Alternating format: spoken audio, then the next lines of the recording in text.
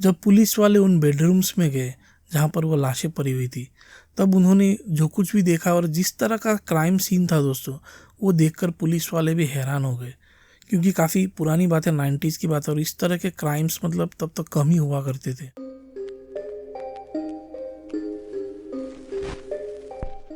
Hello दोस्तों, मैं हूं मृण्मय। द डार्क टॉक्स के एक और एपिसोड में आप सबका स्वागत है। दोस्तों, आज की कहानी है कोलकाता, इंडिया से। कोलकाता हमारे इंडिया के वेस्ट बंगाल स्टेट में है और सन 1993 में इस शहर में एक ऐसा हत्याकांड हुआ था जिससे पूरा शहर कांप गया था। क्योंकि इस हत्याकांड में एक 16 साल के बच्चे ने अपने 5 दोस्तों के साथ मिलकर अपने पूरे परिवार को खत्म कर दिया था, जिसमें उसके फादर, उसकी मदर और उसका बड़ा भाई था। ये इतना भयानक और क्रूर अपराध था जिससे पूरा शहर कांप गया था और इस हत्याकांड की न्यूज इंडिया में कई महीनों तक फैलती रही। तो चलिए दोस्तों, शुरू करते हैं इस खतरनाक कहानी को। लेकिन शुरू करने से पहले प्लीज मेरे चैनल को लाइक और सब्सक्राइब जरूर कर लीजिए, क्योंकि इस तरह की डार्क, मिस्टीरियस और खतरनाक कहानियां मैं आपके सामने लेकर आता रहता हूँ। ये कहानी शुरू होती है कलकत्ता के दमदम एरिया से। इस इलाके में एक बहुत बड़ा अपार्टमेंट था जिसका नाम था शुभम अपार्टमेंट्स, और इसी अपार्टमेंट के 4थे फ्लोर पर एक फैमिली रहती थी, द बारोई फैमिली। इस फैमिली के जो मुखिया थे, यानी कि जो फादर थे, उनका नाम था सुबल बरोई और उनकी पत्नी थी नियति बरोई, और उनके 2 बेटी थे। एक का नाम था कजल बरोई और दूसरे का नाम था सजल बरोई। अब इनकी कहानी एक सामान्य परिवार जैसी नहीं थी, ये परिवार थोड़ा विचित्र था। हुआ ऐसा था कि सजल के जो फादर है, उनकी पत्नी है नियति बरोई और उनका एक बेटा था कजल बरोई। लेकिन ये बेटा पैदा होने के बाद उन्होंने नियति बरोई को छोड़ दिया और एक दूसरी औरत जिसका नाम था मीनती, उसके पास चले गए थे। एक एक्स्ट्रा मैरिटल अफेयर बोल सकते हैं आप इसको। वो कुछ साल तक मीनती के पास रहे, लेकिन उन्होंने शादी नहीं की और इस अफेयर से उनको एक बेटा हुआ, यही था ये सजल बरोई। लेकिन दोस्तों, एक दिन अचानक पता नहीं सुबल को क्या हो गया कि उसने अपनी इस अफेयर वाली औरत को छोड़कर वो फिर से अपनी जो पहली पत्नी थी, यानी कि नियति, उसके पास चला गया और फिर उसी के साथ वो जो अपार्टमेंट था उसमें रहने लगा। और इधर उसकी जो अफेयर वाली वाइफ थी मीनती और उसका जो बेटा पैदा हुआ था उस अफेयर से, यानी कि सजल, दोनों अलग रहने लगे। लेकिन जब सजल सिर्फ 8 साल का था, तब एक दिन उसके फादर सजल को अपने साथ ले आए, यानी कि उसके जो बायोलॉजिकल मदर थी उससे उसको अलग कर दिया और जो अपार्टमेंट में वो लोग रहते थे उनके पास लेके आ गए। उस समय वो सिर्फ 8 साल का था। जब उसके फादर उसको अपने बायोलॉजिकल मदर से अलग कर देते हैं, तब उसके बाद से उसने कभी भी अपनी असली माँ को नहीं देखा। ये किस तरह का बाप था आप खुद ही सोच सकते हैं। पैदा होने के 8 साल तक वो अपनी असली माँ के साथ रहा, लेकिन उसके बाद वो अपनी जो सौतेली माँ थी, यानी कि उसके फादर की पहली वाइफ, उनके साथ वो रहने लगा। अपनी सौतेली माँ और अपने सौतेले भाई के साथ रहकर इसको बिल्कुल भी अच्छा नहीं लगता था और वो लोग भी सजल के साथ अच्छा व्यवहार नहीं करते थे। उसको हर पल, हर रोज ये याद दिलाते थे कि वो सौतेला है, मतलब सौतेले जैसा वो व्यवहार करते थे। सिर्फ यहाँ तक नहीं, अगर सजल की माने तो ये लोग उसको बहुत मारते पीटते थे, यानी कि फिजिकल एब्यूज करते थे। यहाँ तक कि सिगरेट से भी उसके शरीर को जलाते थे। और ये सभी के सभी चीज़ें सजल के फादर के सामने होती थी, लेकिन वो इसको नज़रअंदाज करते थे, कुछ भी मदद नहीं करते थे। जैसे जैसे सजल बड़ा हुआ तो उसको ये एहसास होने लगा, मतलब एहसास क्या, उसको यकीन हो गया कि ये जो पूरा परिवार है ये उसका असली परिवार नहीं है। और उसको समझ आ गया कि ये जो औरत है वो उसकी असली माँ नहीं है और ये भाई भी सभी के सभी सौतेले हैं और उसका जो असली बाप है वो भी उसकी कोई मदद नहीं करने वाला। यानी कि एक तरह से वो खुद को अकेला महसूस करने लगा, जो वो था भी। अब धीरे धीरे उसके मन में अपने इस परिवार के प्रति बहुत ही ज़्यादा गुस्सा भर गया था, स्पेशली अपने फादर के खिलाफ, क्योंकि उसके फादर ने उसको अपनी असली माँ से अलग किया था। सजल रोज़ अपनी असली माँ को याद करता था, लेकिन उसके पास अपनी असली माँ के पास वापस जाने का कोई भी जरिया नहीं था। कहीं ना कहीं उसको लगता था कि ये सभी लोग उसके दुश्मन हैं, और एक तरह से ये बात सच भी थी। उसके पिता उसकी कोई भी बात नहीं सुनते थे, उसको प्यार भी नहीं करते थे, ना ही उस पर ध्यान देते थे। और सिर्फ इतना ही नहीं, उसको कोई भी चीज़ लाके नहीं देते थे। अगर कुछ देते थे वो था उसके जो बड़ा भाई था, उसकी जो चीज़ें थी जो वो यूज़ करता था बाद में फेंक देता था, उन्हीं सब चीज़ों को, यानी कि खिलौने हो, किताबें हो या उसके पुराने कपड़े वगैरह, वही सब सजल को दिया जाता था। सजल एक इंट्रोवर्ट भी था, वो किसी से भी ज़्यादा बात नहीं करता था और ना ही कर सकता था। उसके ज़्यादा दोस्त वगैरह भी नहीं थे। उसे पता था कि उसके साथ अच्छा व्यवहार नहीं हो रहा है घर पर, लेकिन इसके बारे में वो कुछ कर नहीं सकता था। लेकिन इस चीज़ का गुस्सा उसके दिमाग में किसी प्रेशर कुकर की तरह बढ़ते जा रहा था। सजल जब 16 साल का हुआ तब वो हाई स्कूल पहुंच गया था और हाई स्कूल पहुंचते ही सजल का एक फ्रेंड ग्रुप बन गया था और ये लोग काफ़ी अच्छे, मतलब बहुत ही ज़्यादा अच्छे और पक्के दोस्त थे, ये और उसके 5 और दोस्त। अगर इसके क्राइम को छोड़ दे तो सजल एक अच्छा बच्चा था। जब ये स्कूल में था तब वो पेंटिंग करता था और बहुत ही अच्छी पेंटिंग करता था और उसके टीचर्स भी इसकी बहुत ही ज़्यादा सराहना करते थे। अब इसके क्लास में जो इसके 5 और दोस्त थे, उनको ये अपने घर की जो परेशानियाँ थी, कैसे इसके सौतेले माँ और इसके भाई इस पर जुल्म करते हैं और फादर ने भी जो इसकी माँ को छोड़ दिया, इन सब बातों को उसने अपने फ्रेंड्स को बताया और इसके फ्रेंड्स भी इसको पूरी तरह सपोर्ट करते थे। एक तरह से इसके फ्रेंड्स ही थे जिन्होंने इसको बोला था कि तुम्हें बदला लेना चाहिए अपने इस परिवार से, जिन्होंने तुमसे तुम्हारा बचपन छीन लिया, जिन्होंने तुमसे तुम्हारी माँ छीन ली और यहाँ तक कि सालों तक तुम्हारे साथ ये शारीरिक शोषण करते रहे। सजल के जो दोस्त थे वो इस तरह से इसके इस कहानी में इन्वॉल्व थे कि उन्होंने इसको कहा कि अगर तुम इनको ख़त्म करना चाहते हो तो हम लोग तुम्हारे साथ हैं, हम तुम्हारा साथ देंगे तुम्हारे परिवार का ख़त्म करने के लिए। इनके दोस्तों में से एक ने सजल को ये भी कहा कि अगर तुम इन सबको ख़त्म कर देते हो और पुलिस से भी अगर बच जाते हो किसी तरह से, तो ये जो पूरी प्रॉपर्टी है, फ्लैट और ये पूरी दुकान वगैरह, ये सब तुमको मिल जाएगी और उसके बाद तुम अपने असली माँ के साथ यहाँ पर रह सकते हो। तो सजल ने सोचा कि ये तो काफ़ी अच्छा प्लान है, एक तरह से ये लोग भी ख़त्म हो जाएंगे, मेरा बदला भी पूरा हो जाएगा और ये कोलकाता जैसे एक शहर में मेरी इतनी बड़ी लाखों की प्रॉपर्टी भी हो जाएगी। तो इसीलिए सजल एक इविल प्लान बनाने लगा। अब ये दिन था दोस्तों 22 नवंबर 1993 और शाम के करीब 7-7:30 बजे थे। उस दिन घर पर सजल की जो सौतेली माँ थी सिर्फ वो थी और वो घर पर टीवी देख रही थी। उस समय सजल का ना सौतेला भाई वहाँ पर था और ना उसका फादर। अब सजल अपने 5 दोस्तों के साथ उस फ्लैट पर चुपके से आता है। उनके हाथ में तेज धार हथियार थे और रस्सी वगैरह, टेप वगैरह थी जो उन्होंने प्लान के मुताबिक पहले दिन ही खरीद कर रखी थी। ये सभी के सभी लोग सजल की सौतेली माँ पर हमला कर देते हैं और उसको अपने बेडरूम में एक कुर्सी में बांध देते हैं और मुंह पर एक कपड़ा भी ठूस देते हैं ताकि वो चिल्ला ना सके। सौतेली माँ के हाथ और पैर बांधने के बाद वो फिर से ड्राइंग रूम में आ जाते हैं और फिर वेट करते हैं कि कब उसका सौतेला भाई कजल बरुई आएगा। कुछ ही देर बाद उसका सौतेला भाई आता है और ये लोग उसके साथ भी वैसा ही करते हैं। पहले उसको मारते पीटते हैं, फिर उसके जो बेडरूम था वहाँ पर ले जाकर एक कुर्सी में उसको बुरी तरह से बांध देते हैं। ये लोग फिर दोबारा ड्राइंग रूम में आते हैं और फिर सजल के फादर के आने का इंतजार करते रहते हैं।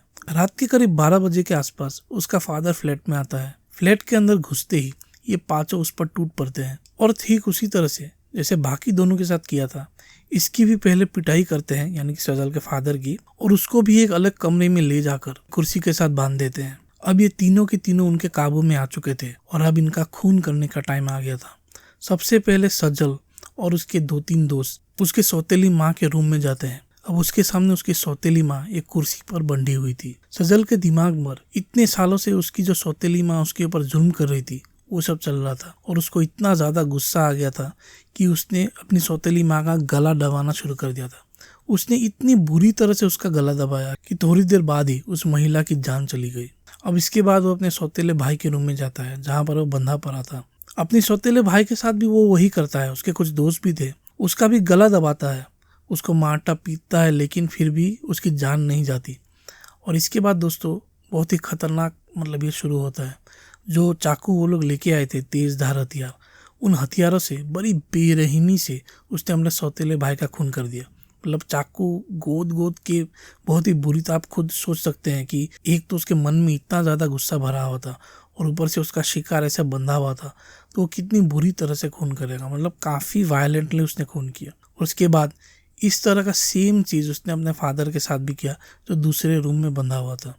1 घंटे में ही उसने अपने पूरे परिवार को ख़त्म कर दिया था।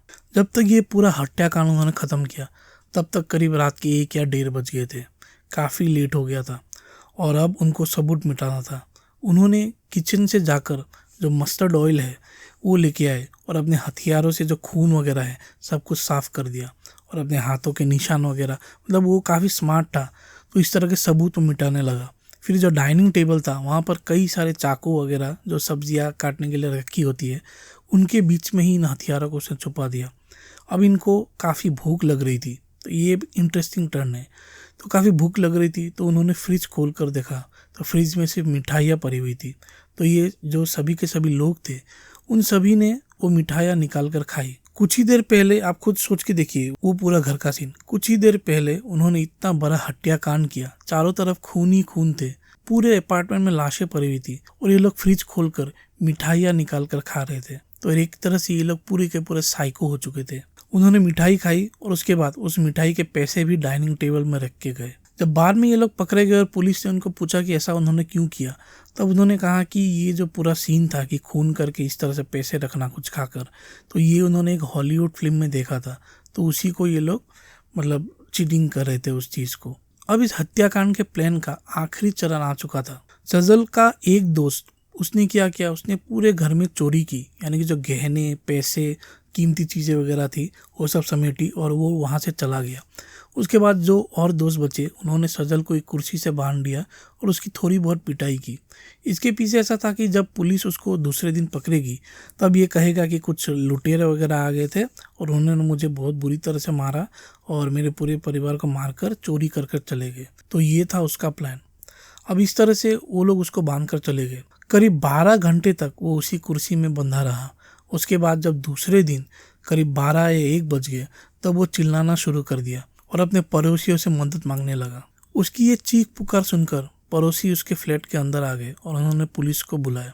जब पुलिस आई तो उन्होंने सजल को, जो वो बंधा हुआ था, कुर्सी से उसको खोल दिया और फिर उसने कहा कि करीब 7 लुटेरे हमारे घर के अंदर आ गए थे और उन्होंने मेरे पूरे परिवार को ख़त्म कर दिया और मुझे यहाँ बांध कर चले गए। जब पुलिस वाले उन बेडरूम्स में गए जहाँ पर वो लाशें पड़ी हुई थी, तब उन्होंने जो कुछ भी देखा और जिस तरह का क्राइम सीन था दोस्तों, वो देखकर पुलिस वाले भी हैरान हो गए, क्योंकि काफ़ी पुरानी बात है, 90s की बात है और इस तरह के क्राइम्स मतलब तब तक कम ही हुआ करते थे। तब जिन लोगों ने भी, पुलिस या आसपास के लोगों ने उन लाशों को देखा तो उनके रोंगटे खड़े हो गए थे, इतनी बुरी तरह से उनको मारा गया था।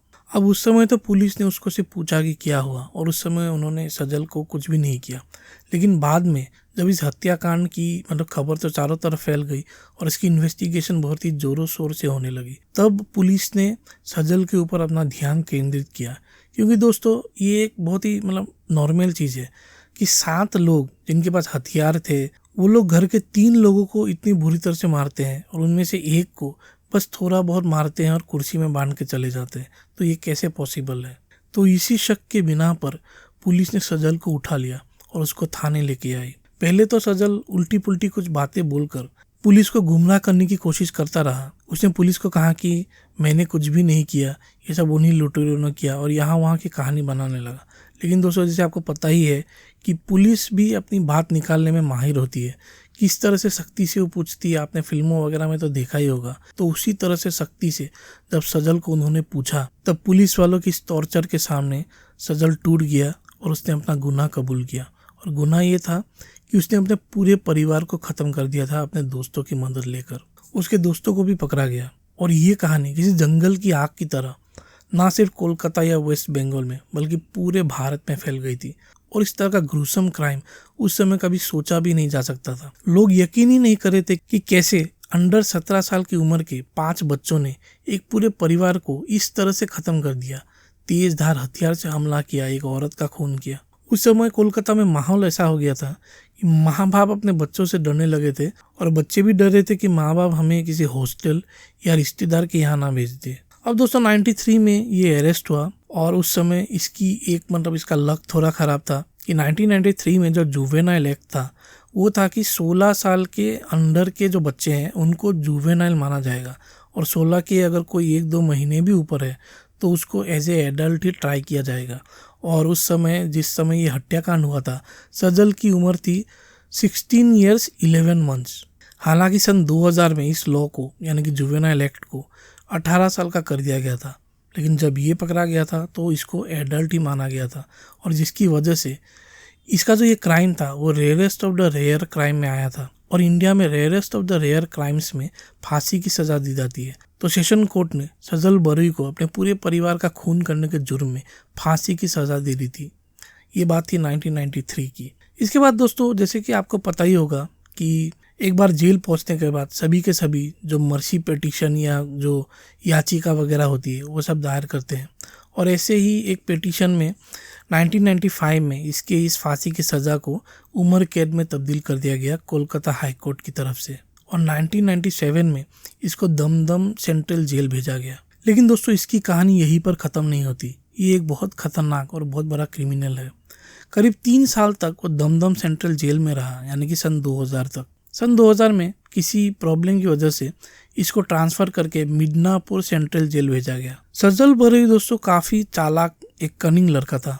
उसको जेल में अब और नहीं रहना था और वो जेल से भागने का प्लान करता है। 2001 में वो जेल अथॉरिटीज़ को बोलता है कि उसके किडनी में बहुत ही ज़्यादा पेन हो रहा है, जिसकी वजह से जेल के अथॉरिटीज़ उसको एक हॉस्पिटल लेके जाते हैं। अब सजल के ऊपर ध्यान देने के लिए, ताकि वो भाग ना जाए, 2 पुलिस कांस्टेबल भी जेल अथॉरिटीज नियुक्त करती है। लेकिन दोस्तों ये इतना स्मार्ट था कि एक दिन इन दोनों ही कांस्टेबल्स को वो बियर पिलाकर उनको नशे में बेहोश करके वो इस हॉस्पिटल से आराम से भाग जाता है।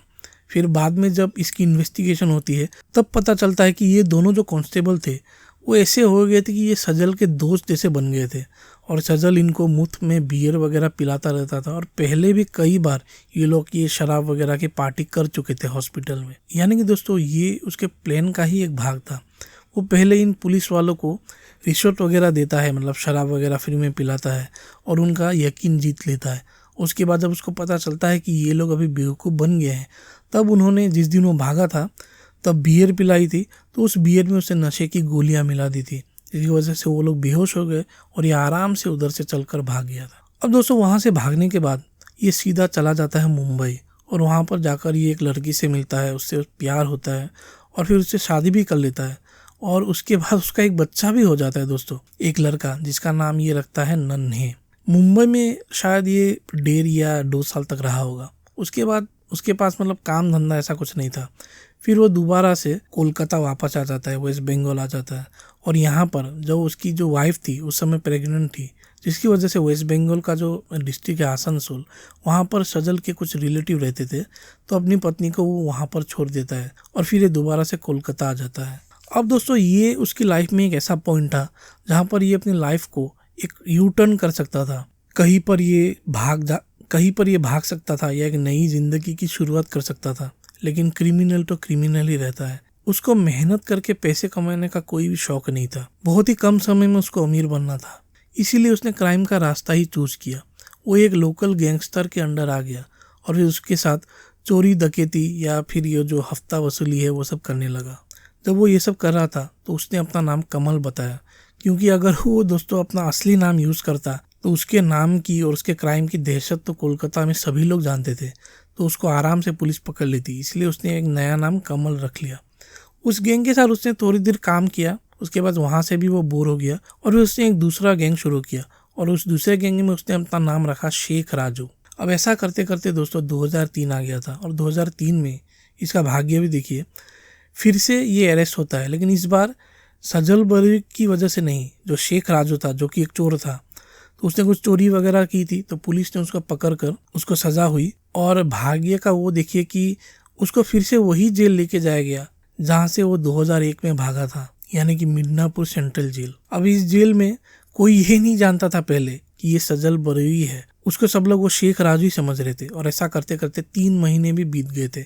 शायद अगर कुछ दिन वो और वहाँ रहता तो निकल ही आता, लेकिन तब वहाँ पर एक जेलर आ गया था और वो जेलर दमदम सेंट्रल जेल का था। उस जेलर ने जब शेख राजू को देखा तो उसको ऐसा लगा कि इसको तो कहीं पे पहले देखा है, क्योंकि दोस्तों सजल बरुई जब दमदम सेंट्रल जेल में था तब उस समय वो जेलर वहीं पर था। तो यहाँ पर उसको देखकर उसको कुछ डाउट हुआ, तो उसने दोबारा से पुराने जो फाइल से वो खोले और उस समय की सजल बरुई की एक तस्वीर उसको मिल गई। और उस तस्वीर से उसने अब जो ये सजल बरुई यानी कि जो शेख राजू था उसके साथ जब मैच किया तब ये पूरी तरह से मैच हो गया और ये बात सबके सामने बाहर आ गई कि ये राजू ही सजल बरुई है। और उसके ऊपर फिर से मुकदमा चला दोस्तों और उसको फिर से उम्र कैद की सज़ा दी गई। अब ऐसा करते करते उसका टाइम जेल में बीत रहा था और 2003 से अब 2010 आ गया था।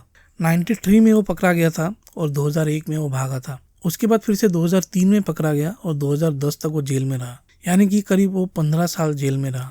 अब इतने साल जेल में रहने के बाद उसने जो सरकार है और जो अदालत है वहाँ पर उसने गुजारिश की कि उसको छोड़ दिया जाए, यानी कि उसको बेल दे दिया जाए। और उसको बेल मिल भी गया दोस्तों, क्योंकि उसका जो व्यवहार था जेल में वो बहुत ही ज़्यादा अच्छा था, कोऑपरेटिव था और वो पेंटिंग, मतलब उसने कभी पेंटिंग करना नहीं छोड़ा। जेल में भी वो बहुत ही अच्छी अच्छी पेंटिंग करता रहता था। उसके पेंटिंग्स इतने ज़्यादा अच्छे थे कि कोलकाता के किसी मतलब एकदम हाई आर्ट गैलरी में भी उसके पेंटिंग जो थे वो बिकते थे। करीब 8-10 हज़ार या 12-15 हज़ार में उसके पेंटिंग्स बिके थे।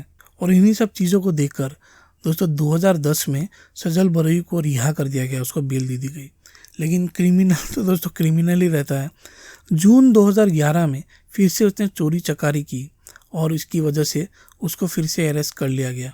लेकिन दोस्तों इस आदमी के बारे में अब लेटेस्ट न्यूज़ ये है कि 2017 में इसको फिर से बेल मिल चुकी है और बेल मिलने के बाद ये पुलिस और मीडिया के रडार से काफ़ी दूर जा चुका है और अभी तक इसका कोई भी अपडेट नहीं है कि ये कहाँ पर है। तो दोस्तों यही कहानी थी आज की इस खतरनाक क्रिमिनल सजल बरुई के बारे में। जल्द मिलता हूँ ऐसे ही बहुत ही इंटरेस्टिंग और नए एपिसोड के साथ। Till then thank you so much.